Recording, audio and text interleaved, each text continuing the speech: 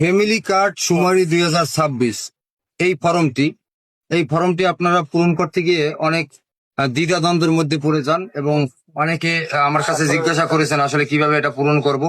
সবার জন্য একই ফর্ম, কোনো সিভির প্রয়োজন নেই। তো আপনাদের আমি এটা বুঝিয়ে দিচ্ছি। এইটি হলো ফর্ম। এই ফর্মের আপনারা কিভাবে পূরণ করবেন, এটা হলো তথ্য সংগ্রহকারীর আবেদনপত্র। সেটা আপনারা কিভাবে পূরণ করবেন এবং কি কি আছে আপনাদের দেখিয়ে দিচ্ছি। প্রথম আছে পদ ও এলাকার তথ্য। এখানে দিবেন আপনারা কোন পদে আবেদন করতে চান, সেই পদের নাম এবং কোন এলাকা থেকে আবেদন করতে চান সেই এলাকার নাম।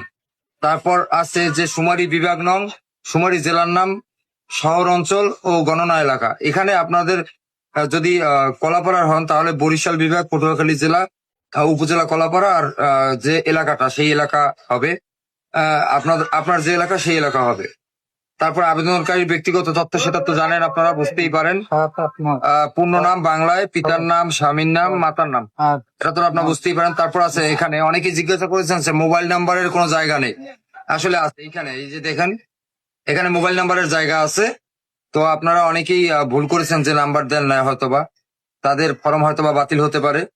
এখানে জন্ম তারিখ, এনআইডি নাম্বার, মোবাইল নাম্বার এর নিচে নিচে দেওয়া আছে, সেটা দিবেন। তারপর আছে স্থায়ী ঠিকানা, তারপর বর্তমান ঠিকানা, এই যে এখানে, ওইটা আপনারা নিজেদের মতন করে পূরণ করবেন। তারপর আছে লিঙ্গ, পুরুষ, নারী, তৃতীয় লিঙ্গ, ইসলাম, হিন্দু, খ্রিস্টান, বৌদ্ধ ধর্মের ব্যাপারে এইটা যার যেটা সেটা সে পূরণ করবেন। তারপর আছে শিক্ষাগত পেশাগত যোগ্যতা। এখানে একটি কথা আছে, আপনাদের যে সর্বশেষ শিক্ষাগত যোগ্যতা, যেমন আপনি ইন্টার করেছেন, ইন্টার পর্যন্ত, সেই ইন্টারের যে সার্টিফিকেট সেটা আছে আপনার, সেক্ষেত্রে আপনি শুধু এইচএসসি পাস সেইটা এখানে দিয়ে দেবেন, এবং যাদের অনার্স আছে তারা অনার্স পাস সেটা দিয়ে দেবেন। এবং এরপরেই আছে বর্তমান পেশা। আপনি যদি বর্তমানে কি করেন, আপনি যদি বেকার হন তাহলে বেকার লিখবেন, যদি ছাত্র থাকেন তাহলে ছাত্র লিখবেন।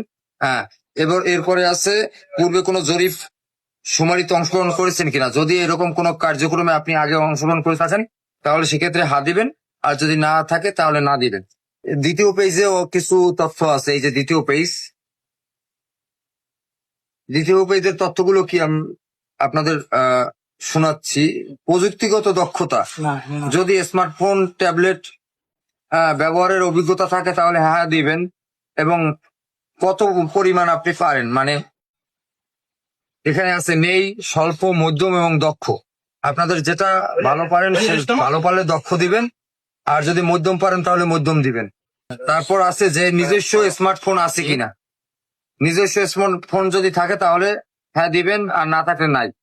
ইন্টারনেট ব্যবহারের অভিজ্ঞতা যদি থাকে, অবশ্যই আছে, বর্তমান যুগে সকলেরই ইন্টারনেট ব্যবহারের দক্ষতা আছে, সেহেতু হা দিবেন।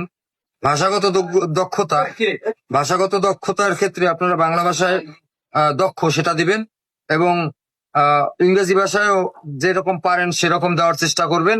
এবং এখানে আরেকটি অপশন আছে, স্থানীয় ক্ষুদ্র নৃগোষ্ঠীর ভাষা। যদি কোনো নৃগোষ্ঠীর ভাষা আপনি বুঝে থাকেন বা পারেন, অন্য কোনো জেলা বা উপজেলার ভাষা যদি আপনি পারেন ভালো, সেটা এখানে উল্লেখ করে দিবেন। তারপর হলো যে আছে অঙ্গীকার ঘোষণা, এখানে আর কিছু করতে হবে না আপনাদের। তারপর আছে স্বাক্ষর ও তারিখ, নিচে স্বাক্ষর, সেখানে স্বাক্ষর দিবেন এবং তারিখের জায়গায় তারিখ লিখবেন। এবং সর্বশেষ যে জায়গার লেখাটা আছে এইটা, মানে এখানে কোনোভাবেই আপনি হাত দিবেন না, এটা হলো কর্তৃপক্ষ পূরণ করবে। এই ছিল আসলে ফর্ম পূরণের নিয়মগুলো। ভালো লাগলে ভিডিওটি অবশ্যই শেয়ার করে দিবেন।